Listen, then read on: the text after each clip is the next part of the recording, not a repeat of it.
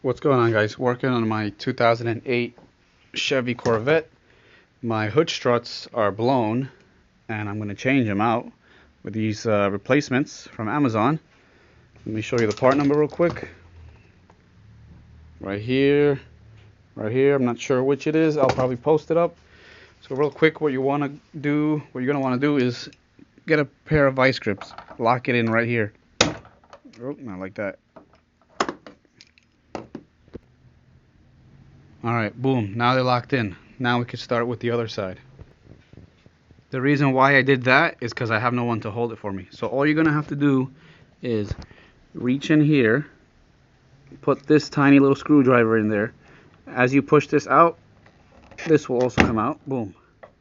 Now this should technically fall on me, but because that's there, it won't. Same thing to the other side. To install, boom, done. We turn over to this side. Pop that bad boy in right there. Boom, done. Do the same thing to the other side and you're done.